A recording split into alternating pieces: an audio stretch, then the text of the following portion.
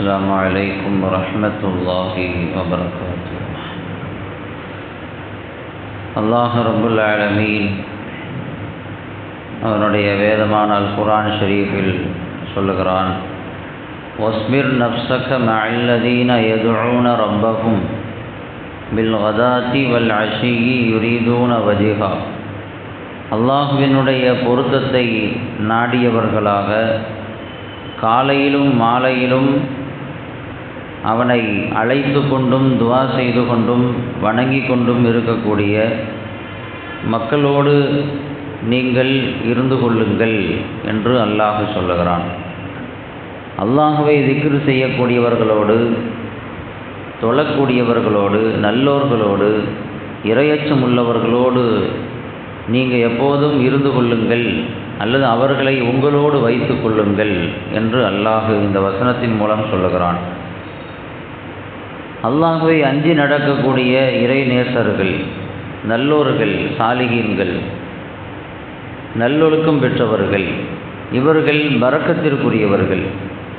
அவர்களோடு நாம் இருப்பது அந்த பரக்கத் நமக்கு கிடைப்பதற்கு காரணமாக அமையும். எப்போதும் நல்லோர்களோடு நம் இருப்பை ஆக்கி கொள்ள வேண்டும். யாரோடு இருந்தால் நாம் சீர்திருத்தம் பெறுவோமோ, நம்மை அவர்கள் சீர்திருத்தம் செய்வார்களோ அத்தகைய மக்களோடு நாம் தொடர்பை ஏற்படுத்தி கொள்ள வேண்டும். நாம் யாரோடு இருக்கிறோமோ அவர்களை பொறுத்து நமக்கு ஏற்படக்கூடிய மாற்றங்கள் நிகழும். நல்லவர்களோடு இருந்தால் நமக்கு நல்ல மாற்றங்கள் ஏற்படும். தீயவர்களோடு பழக்கத்தையும் தொடர்பையும் ஏற்படுத்தி கொண்டால் நமக்கு அதன் மூலம் பாதிப்புகள் தான் ஏற்படும். நல்லவர்களோடு எப்போதுமே இருக்கணும். இமாம் ஷாஃபிஈ ரஹ்மத்துல்லாஹி அலைஹி சொல்வார்கள், லவ்லல் கியாமு பில் அஸ்ஹார் வ சுஹபத்துல் அஃபியார் மஹ்தரத்துல் பகாஅ ஃபீ ஹாதிஹி தார். ரெண்டு விஷயங்கள் இந்த உலகத்தில் இருக்குது. அந்த ரெண்டு விஷயங்கள் இருக்கிறதுனால தான் நான் உலகத்தில் வாழணும்னு சொல்லி ஆசைப்படுறேன். நான் உலகத்தில் கொஞ்ச நாள் வாழணும்னு சொல்லி விரும்புகிறதே அந்த ரெண்டு விஷயம் இருக்கிறதுனால தான். அது அவ்வளோ மகத்தானது, அவ்வளோ பெரிய விஷயம். ஒன்று தஹஜ்ஜத்தினுடைய தொழுகை, சஹர்னுடைய நேரத்தில் நின்று கொண்டு என்னுடைய ரப்பை வணங்கக்கூடிய அந்த வணக்கம். இரண்டாவது சுஹபத்துல் அஹ்யார், நல்லோர்களோடு தொடர்பு. இந்த ரெண்டு விஷயங்கள் ரொம்ப உயர்ந்தது, ஆக மகத்தானது. அந்த ரெண்டு விஷயங்களும் இருக்கிறதுனால தான் உலகத்தில் வாழ வேண்டும் என்றே நான் பிரியப்படுகிறேன் என்று சொன்னார்கள் இமாம் ஷாஃபிஈ ரஹ்மத்துல்லாஹி அலைஹி அவர்கள். நல்லோர்களோடு இருக்கிறதுல அவ்வளோ நன்மைகள் இருக்குது, அவ்வளோ பிரயோஜனங்கள் இருக்குது. முதல் நன்மை என்ன அப்படின்னா, அவர்களுடைய நற்குணத்திலிருந்து நாம் நல்ல விஷயங்களை எடுத்துக்கொள்ள முடியும். நல்லோர்களோடு தொடர்பையும் இருப்பையும் ஆக்கி கொண்டால் அவங்கள்ட்ட இருக்கக்கூடிய நல்ல எண்ணங்கள், நல்ல செயல்பாடுகள், நற்குணங்கள் நமக்கும் ஏற்படும். அவங்கள பார்த்து நாமளும் வாழ ஆரம்பிச்சிருவோம். அது நல்லோர்களுடைய தொடர்பின் மூலமாக நமக்கு கிடைக்கக்கூடிய முதல் நன்மை. இமாம் அஹ்மத் இப்னு ஹம்பல் ரஹ்மத்துல்லாஹி அலைஹி அவர்கள் மிகப்பெரிய இமாம், மிகப்பெரிய ஃபிக்ஹில் மார்க்க சட்டத்திட்டத்தில் தேர்ச்சி பெற்றவர்கள். இன்றைக்கு உலகத்தில் இருக்கக்கூடிய நாளில் ஒரு பகுதி மக்கள் அவர்களை இமாமாக ஏற்றிருக்கிறார்கள், இமாமாக பின்பற்றி கொண்டிருக்கிறார்கள். அவர்களை குறித்து அபூபக்கர் இப்னு முத்தவ்விஇ ரஹ்மத்துல்லாஹி அலைஹி சொல்கிறார்கள், இமாம் அஹ்மத் இப்னு ஹம்பல் ரஹ்மத்துல்லாஹி அலைஹி அன்னவர்களோடு நான் 12 வருடங்கள் அவங்க பாடம் நடத்தக்கூடிய இடத்துல நான் உட்கார்ந்துருப்பேன்.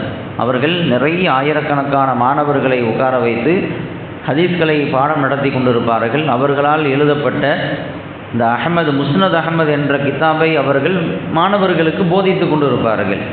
நான் 12 வருஷம் அந்த சபையில் உட்கார்ந்துருப்பேன். மா கசப்து மின்ஹு ஹதீசன் வாஹிதன். அப்படி உட்கார்ந்துருக்கும் பொழுது நான் ஒரு ஹதீஸை கூட எழுதுனது கிடையாது. அவங்க சொல்கிறாங்க, மாணவர்களாம் எழுதிட்டுருப்பாங்க, குறித்து வச்சுட்ருப்பாங்க. நான் 12 வருஷம் அந்த சபையில் உட்கார்ந்துருந்தேன், ஒரு ஹதீஸை கூட நான் எழுதுனது இல்லை. அப்போ நான் எதுக்கு உட்கார்ந்துருக்கிறேன் அப்படின்னு சொன்னாமா, இன்னமா குந்து அன்துர் இலா ஹதீஹி வா அஹ்லாகிஹி வா ஆதாபிஹி. பிறகு நான் எதுக்கு அங்கே உட்கார்ந்துருக்கேன் அப்படின்னா, அவர்களுடைய நற்குணங்கள், அவர்களுடைய அழகிய செயல்பாடுகள், அவர்களுடைய அந்த ஒழுக்கமான நிலைகள், அதை பார்த்து அதை பின்பற்றி நான் வாழ வேண்டும் என்பதற்காகவே நான் அந்த சபையில் உட்கார்ந்துருப்பேன்றாங்க. பாடம் படிக்கிறதுக்கெல்லாம் இல்லை, பாடம் படிக்கிறது அது உயர்ந்த விஷயந்தான். ஆனால் நான் உட்கார்ந்து இருக்கிறது எதுக்கு அப்படின்னா அவர்களை பார்க்க வேண்டும், அவர்களை பார்த்து என்னை நான் மாற்றிக்கொள்ள வேண்டும். அவங்கள்ட்ட இருக்கக்கூடிய நற்குணத்தை, அவங்க எப்படி பேசுவாங்க, எப்படி உட்காருவாங்க, எப்படி மக்களோடு பழகுவாங்க, அதை பார்த்து நான் என்னை அப்படி ஆக்கிக்கொள்ள வேண்டும் என்பதற்காகவே அவங்களோடு நான் உட்கார்ந்துருப்பேன் அப்படின்னு சொல்கிறாங்க அபூபக்கர் இப்னு முத்தவ்வினி ரஹ்மத்துல்லாஹி அலைஹி. நல்லோர்களோடு உட்கார்ந்தா அவங்க வாழ்கிற மாதிரியான வாழ்க்கை நமக்கு வரும், நல்ல பழக்க வழக்கங்கள் நமக்கு வரும். இன்னும் சொல்லணும் அப்படின்னா உயர்ந்தவர்களை பார்த்தாலே ஹிதாயத்து கிடைச்சிடும். நல்லவர்களை, அல்லாஹ்வின் தொடர்பில் இருக்கக்கூடியவர்களை ஒரு பார்வை பார்த்தாலே நமக்கு ஹிதாயத்து வந்துடும், நமக்கு நேர்வழி கிடைச்சிடும். அபு யஸீத் அல் பிஸ்தாமி ரஹ்மத்துல்லாஹி அலைஹி மிகப்பெரிய இறை நேசர்களில் ஒருவர். அவர்களை குறித்து அபுல் ஹசன் அல் கர்கானி ரஹ்மத்துல்லாஹி அலைஹி அன்னவங்கள்ட்ட கேட்கப்பட்டுச்சு, நீங்கள் அபு யஸீத் அல் பிஸ்தாமி ரஹ்மத்துல்லாஹி அலைஹி அவர்களை பற்றி உங்களுடைய அபிப்பிராயம் என்ன, அவங்கள பற்றி நீங்கள் என்ன சொல்கிறீங்க, அவங்க யார் அப்படின்னு கேட்கப்பட்டுச்சு. அப்போ அவங்க சொன்னாங்களா, மன் ரஆஹு இஹ்ததா. அவங்க யார் அப்படின்னா சாதாரண மனிதர் அல்ல, அவர்களை ஒருவர் பார்த்தால் அவர் நேர்வழி பெற்று விடுவார். ஒரு ஆளுக்கு ஹிதாயத்து கிடைக்கணும், நல்ல வழி கிடைக்கணும் அப்படின்னு, ஈமான் கிடைக்கணும்னா உட்காந்து பேசணும், அல்லாஹ் பற்றி சொல்லணும், ரசூலை பற்றி சொல்லணும், குர்ஆனை பற்றி சொல்லணும், இஸ்லாத்தினுடைய அகமீங்களை புரிய வைக்க வேண்டும். அவர் கொஞ்சம் கொஞ்சமாக என்ன செய்வார், அதை பார்த்து அதை கேட்டு புரிந்து இஸ்லாத்துக்கு வருவார்.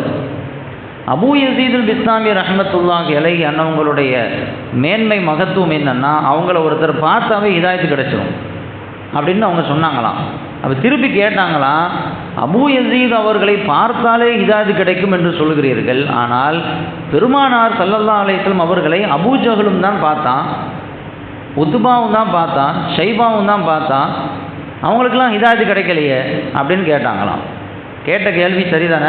அபு யஸீத் அல் பிஸ்தாமி அவங்க ஒரு தாபிய, சஹாபாக்களுக்கு அடுத்து வாழ்ந்த ஒரு காலத்தை சார்ந்தவர்கள். அவங்கள பார்த்தாவே ஹிதாயத்து கிடைக்குன்னா அவங்கள விட பெருமானார் ஸல்லல்லாஹு அலைஹி எவ்வளோ உயர்ந்தவர்கள்.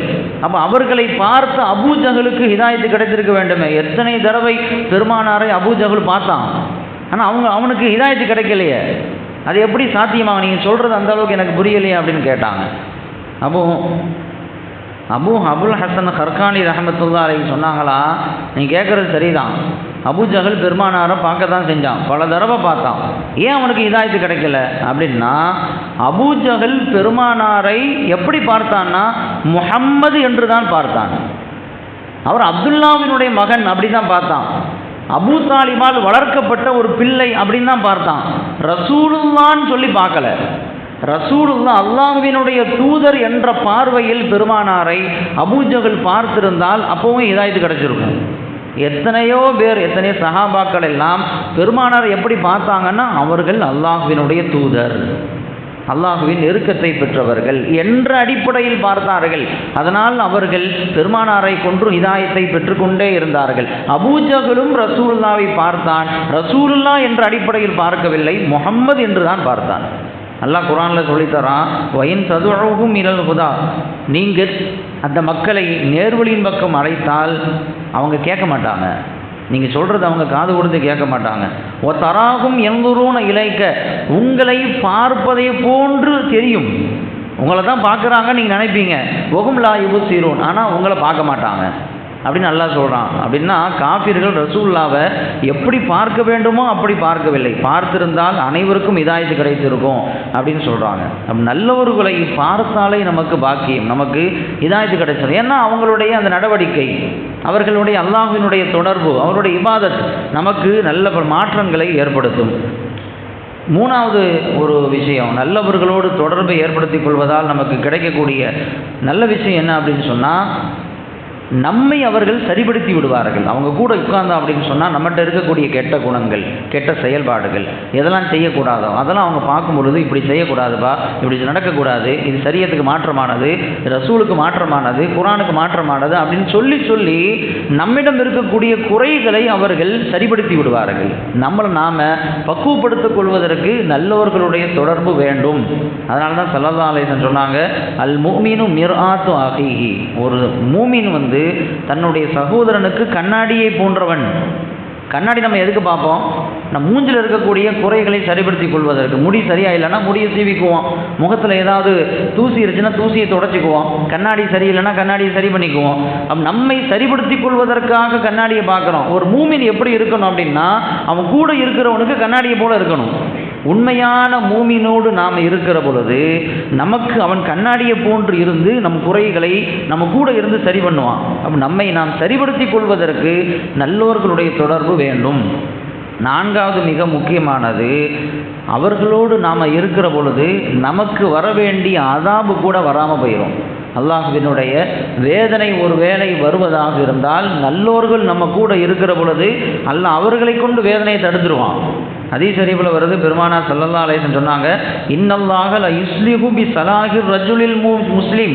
உண்மையான அல்லாஹ்விற்கு கட்டுப்பட்டு நடக்கக்கூடிய நல்ல சாலிகான மனிதனை கொண்டு அல்லாஹு தஆலா அவனுடைய பிள்ளைக்கு சீர்திருத்தத்தை கொடுப்பான், அவனுடைய குடும்பத்திற்கு சீர்திருத்தத்தை கொடுப்பான்.